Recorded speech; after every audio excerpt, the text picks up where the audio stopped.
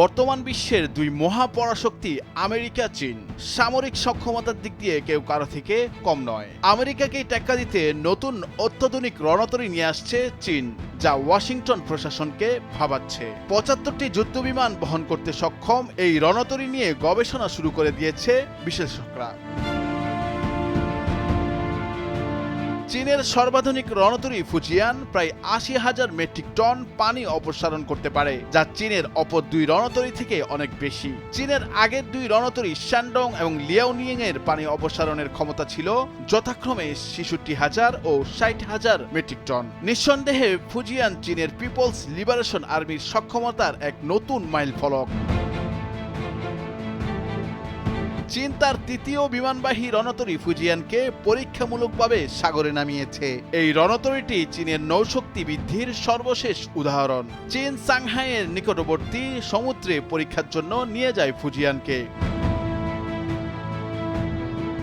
Fujian চীনের সর্বাধুনিক রণতরী হলেও তা যুক্তরাষ্ট্রের সর্ববৃহৎ ও সর্বশেষ রণতরী ইউএসএস জেরাল্ড ফোর্ড থেকে কতটা এগিয়ে বা পিছিয়ে তা নিয়ে এক প্রতিবেদন প্রকাশ করেছে মার্কিন সংবাদ মাধ্যম সিএনএন।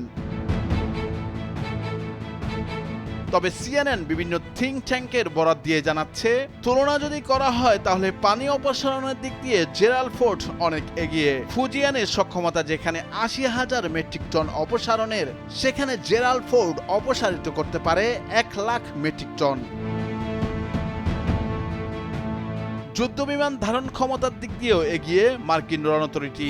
জেরাল্ড ফোর্ড যেখানে ৭৫টি যুদ্ধবিমান ধারণ করতে পারে, সেখানে ফুজিয়ানের ক্ষমতা ৬০টিতেই সীমাবদ্ধ।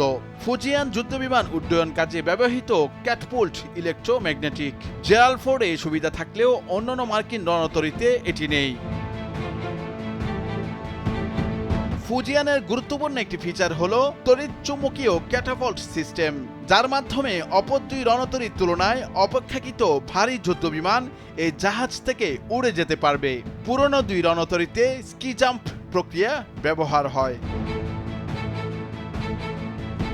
বিশ্লেষকদের মতে নতুন এই ফিচারের কারণে চীন আরও বড় বড় যুদ্ধবিমানকে আরও বেশি দূরত্বে পাঠাতে পারবে এবং একই সঙ্গে এই বিমানগুলো আগের তুলনায় আরও বেশি গোলাবারুদ বহন করতে পারবে। সার্বিকভাবে এই রণতরী চীনের নৌযুদ্ধ সক্ষমতাকে অনেকাংশে বাড়িয়ে তুলবে। আরেকটি জায়গায় ফুজিয়ান জেরাল্ড ফোর্ডের চেয়ে পিছিয়ে। মার্কিন রণতরীটি যেখানে পরমাণু শক্তি চালিত, সেখানে ফুজিয়ান এখনও প্রথাগত জ্বালানি নির্ভর। ফলে রসদ ফুরিয়ে না গেলে জেরাল্ড ফোর্ডের তীরে ভেড়ার কোনো প্রয়োজন নেই। কিন্তু ফুজিয়ানের ধারাবাহিকভাবে সাগরে থাকতে হলে কোনো ওয়েল ট্যাঙ্কারের সহায়তা নিতে হবে। দুরুল আফসার, নিউজ ডেস্ক, ভোরের কাগজ।